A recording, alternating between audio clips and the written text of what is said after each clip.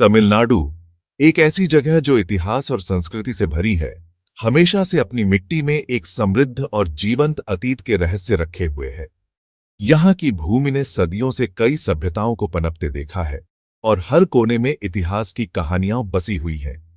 हाल के वर्षों में राज्य भर में पुरातात्विक खुदाई में तेजी आई है, जिससे तमिलनाडु के प्राचीन इतिहास के कई अनछुए पहलू सामने आए हैं। जिससे ऐसी खोजें हुई हैं जो स्थापित कथाओं को चुनौती देती हैं और एक सभ्यता पर प्रकाश डालती है जो पहले की कल्पना से कहीं अधिक प्राचीन और जटिल है। इन खोजों ने इतिहासकारों और पुरातत्वविदों को नए सिरे से सोचने पर मजबूर कर दिया है। आदिचनल्लूर और कीझाड़ी जैसी जगह केंद्र बिंदु बन गई है, जो न केवल स्थानीय बल्कि अंतर्राष्ट्रीय स्तर पर भी ध्यान आकर्षित कर रही है, जो एक ऐसी दुनिया की झलक पेश करती है जो सामान्य युग से सदियों पहले फलती फूलती श्रमण संस्कृति, श्रमण सभ्यता, जो बौद्ध और जैन संस्कृति, जो वैदिक काल से भी पुरानी थी। इन स्थलों से प्राप्त वस्तुएं और अवशेष हमें उस समय की जीवन शैली और संस्कृति के बारे में महत्वपूर्ण जानकारी देते हैं।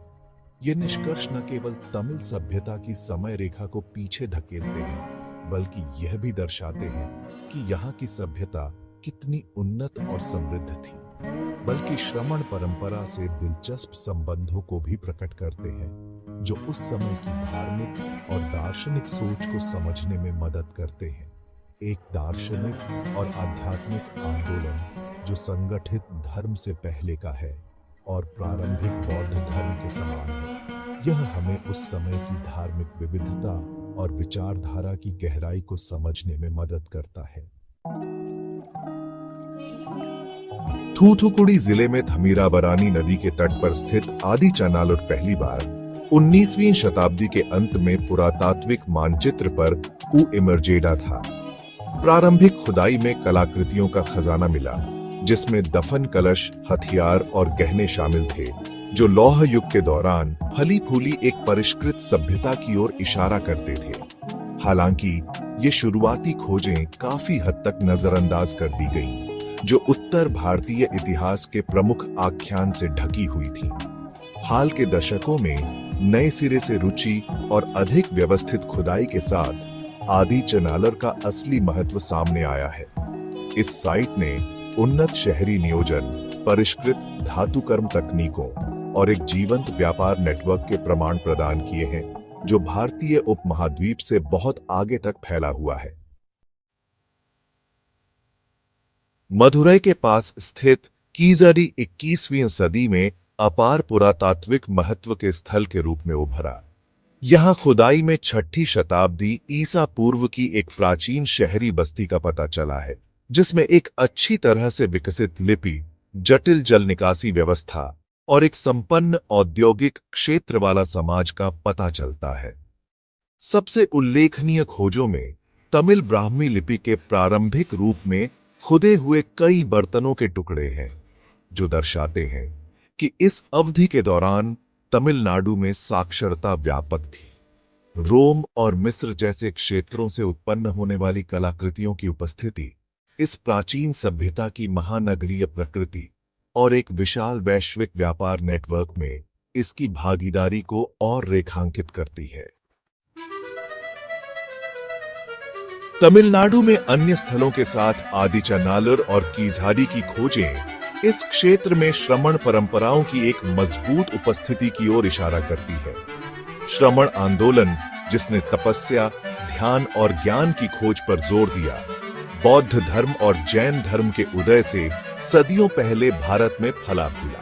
इन प्राचीन तमिल बस्तियों की कलाकृतियों और शहरी नियोजन में पाया जाने वाला नैतिक आचरण, अहिंसा और सामाजिक समानता पर जोर श्रमण दर्शन के साथ गहराई से प्रतिध्वनित होता है। इससे पता चलता है कि प्राचीन तमिलनाडु का बौद्धिक और आध्यात्मिक परिदृश्य पहले की तुलना में कहीं अधिक विविध और परिष्कृत था, जो पारंपरिक कथा को चुनौती देता है, जो केवल वैदिक परंपराओं पर केंद्रित है।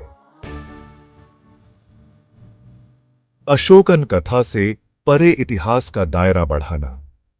भारतीय इतिहास का पारंपरिक आख्यान अक्सर मौर्य साम्राज्य के इर्द गिर्द घूमता है, खासकर सम्राट अशोक के शासनकाल के रूप में एक महत्वपूर्ण अवधि के रूप में। यह समय भारतीय उपमहाद्वीप के राजनीतिक और सांस्कृतिक परिदृश्य को आकार देने में महत्वपूर्ण भूमिका निभाता है। हालांकि तमिलनाडु में हुई खोजें एक अलग ही तस्वीर पेश करती हैं। ये खोजें हमें यह सोचने पर मजबूर करती हैं कि भारतीय इतिहास का दायरा कितना व्यापक और विविधतापूर्ण है। वे दक्षिण में एक समृद्ध सभ्यता के अस्तित्व को प्रदर्शित करते हैं, जो मौर्य साम्राज्य से पहले की है और स्वतंत्र रूप से विकसित हुई है। यह सभ्यता अपने आप में एक अनूठी सांस्कृतिक और सामाजिक संरचना को दर्शाती है। ये निष्कर्ष उत्तरी राजवंशों द्वारा निर्धारित एकाधिकारवादी भारतीय इतिहास की धारणा को चुनौती देते हैं। यह हमें यह समझने में मदद करता है कि भारत का इतिहास केवल एक ही दृष्टिकोण से नहीं देखा जा सकता और भारत के अतीत की टेपेस्ट्री में विभिन्न क्षेत्रों के अद्वितीय योगदान को पहचानने की आवश्यकता पर प्रकाश डालते हैं। यह विविधता भारतीय इतिहास को और भी समृद्ध और जटिल बनाती है। आदिचानालूर और कीजारी के साक्ष्य मौजूदा ऐतिहासिक ढांचे के पुनर्मूल्यांकन और भारत के प्राचीन अतीत की अधिक समावेशी समझ की आवश्यकता पर बल देते हैं। यह हमें यह सोचने पर मजबूर करता है कि इतिहास को कैसे देखना और समझा जाना चाहिए। मीडिया ब्लैकआउट, तमिलनाडु की कहानी को खामोश करना। इन पुरातात्विक खोजों की अभूतपूर्व प्रकृति के बावजूद मुख्यधारा के मीडिया में उनके आसपास एक खास तरह की चुप्पी रही है। यह चुप्पी न केवल इन खोजों के महत्व को कम करती है, बल्कि तमिलनाडु की समृद्ध सांस्कृतिक धरोहर को भी अनदेखा करती है। अक्सर उत्तर भारत में स्थित राष्ट्रीय समाचार आउटलेट ने इन निष्कर्षों के महत्व को काफी हद तक नजरअंदाज या कम करके आंका है। यह उपेक्षा तमिलनाडु के ऐतिहासिक और सांस्कृतिक योगदान को हाशिए पर रखती है। इस कवरेज की कमी के लिए कई कारकों को जिम्मेदार ठहराया जा सकता है। इनमें से एक प्रमुख कारण मीडिया में मौजूद क्षेत्रीय पूर्वाग्रह है। एक उत्तर भारतीय इतिहास के प्रति गहराई से निहित पूर्वाग्रह है, जो अक्सर दक्षिण भारत के समृद्ध ऐतिहासिक आख्यानों को ओवरशैडो करता है। यह पूर्वाग्रह मीडिया कवरेज में स्पष्ट रूप से दिखाई देता है। एक और कारण यह है कि इन खोजों से स्थापित ऐतिहासिक आख्यानों को संभावित खतरा है और तमिल सभ्यता की प्राचीनता और परिष्कार को स्वीकार करने के राजनीतिक निहितार्थ हैं। यह स्थिति राजनीतिक और सामाजिक स्तर पर गहरे प्रभाव डाल सकती है। तमिलनाडु की कहानी को जानबूझकर चुप कराना मीडिया की स्वतंत्रता की स्थिति और राजनीतिक सिरों के लिए ऐतिहासिक आख्यानों में हेरफेर के बारे में गंभीर चिंताएं पैदा करता है। यह न केवल तमिलनाडु के लिए बल्कि पूरे देश के लिए एक चिंताजनक स्थिति है। इतिहास को पुनः प्राप्त करना, स्वतंत्र जांच की आवश्यकता।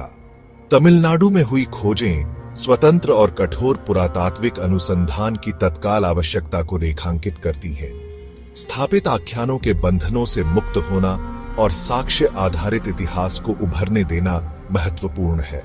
इसके लिए दक्षिण भारत में पुरातात्विक परियोजनाओं के लिए अधिक धन की आवश्यकता है, खासकर वे जो मौर्य पूर्व इतिहास की खोज कर रहे हैं।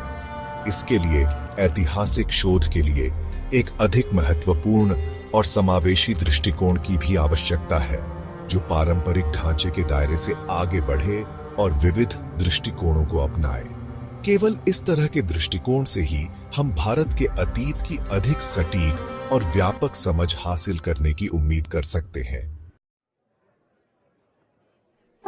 सच्चाई का अधिकार, यह क्यों मायने रखता है? तमिलनाडु की धरती से उभर रहे ऐतिहासिक सत्य को दबाने का प्रयास न केवल तमिलनाडु के लोगों के साथ बल्कि पूरे देश के साथ अन्याय है। अपने अतीत को उसकी सभी जटिलताओं और विविधताओं में समझना अधिक सूचित और समावेशी वर्तमान के निर्माण के लिए आवश्यक है। सभी क्षेत्रों और समुदायों के योगदान को स्वीकार करके हम सच्चाई और सम्मान के आधार पर साझा इतिहास और राष्ट्रीय एकता की भावना को बढ़ावा दे सकते हैं। भारत के लोग अपने वास्तविक इतिहास को जानने के लायक हैं, चाहे वह कुछ के लिए कितना भी असहज क्यों न हो। यह चुप्पी तोड़ने, पूर्वाग्रहों का सामना करने और भारत के समृद्ध और जीवंत अतीत के पूर्ण स्पेक्ट्रम को अपनाने का समय है।